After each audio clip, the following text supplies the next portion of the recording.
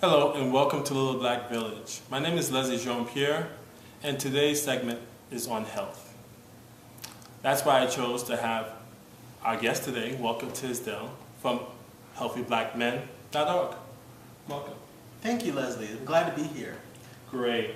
The reason I asked you to come today is because I wanted to talk a little about health in the black community.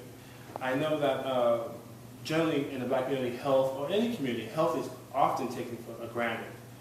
We are focusing on jobs, we focus on education and other areas, but people don't focus solely on the main thing. Even beside this, the healthcare plan, still individuals, families, we're not focusing on what we can do for ourselves. How does your organization help in putting out information to the community that you serve? I'm glad that you asked me that because Healthy Black Men is all about getting information into the hands of people, into the minds of people, into the hearts of people, specifically black men, so they can use it. News you can use, health information that people can use. They say that this is the information age, and with the social media, with the YouTube and the LinkedIns and the Facebooks and the Twitters, information is everywhere and we gobble it up. So healthyblackmen.org really wants to get information that can help people to make better decisions about their health, whether it's giving them information about better ways of cooking meals for their families, or is finding out where is the risk in certain behaviors, whether it's HIV, whether it's STD, or whether it's even driving without a seatbelt or riding a bicycle without a helmet. Another thing that we like to do is to share information with people that they wouldn't already have. Sometimes we take for granted because people are busy. Kids are in school, they're working, often got part-time jobs, parents may be working 1 or 2 jobs, and people have a lot of other activities, so they may not be as on top of it as you and I may be because we're in this field. And I think trying to help people to navigate, to get better information into their families and into their everyday lives, that's what we strive to do. Great. One of my concerns is health for the teenagers, the youth. We do focus on getting them to think about staying in school and continuing school and moving on. How do you see Healthy Black Men as a supportive role in keeping our kids in school and thinking about more about health issues, and also having their parents using your website, your organization, as a supportive role? I'm glad that you asked me that because healthyblackmen.org, we have many contributors, and several of them are psychologists who work with adolescents in the school system around the country, in New Jersey, in Chicago, even on the West Coast. And one of the things that comes up is that teachers are overwhelmed with their lesson plans, and students have a lot of activities on their plate as well.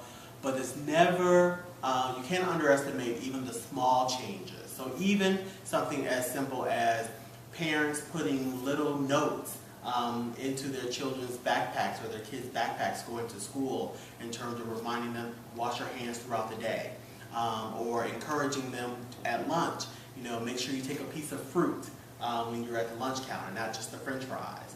And even making sure that your kids have a physical activity outlet, because a lot of schools have cut physical education, and so young people may not have access to that.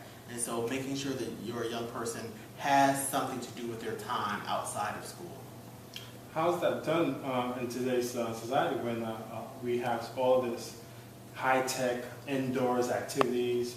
As you mentioned, factual, they do cut off a lot of school programs, and generally gym and a lot of those programs that would normally keep the kid active during the school are cut off. And once they get home, they jump to their PlayStation, to their Xbox. So how do we get individuals actually to change their habits? I'm going to say the B word, and it's about balance. It really is about balance.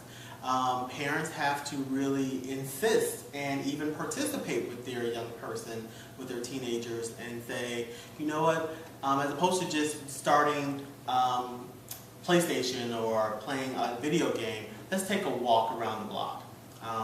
Or let's take some time out together and do an activity, maybe at the local YMCA. And even parents can be creative at home with the meals that they make in terms of getting young people involved in creating meals, because there's a lot of research that says that young people who participate in making the meal will more than likely eat the meal.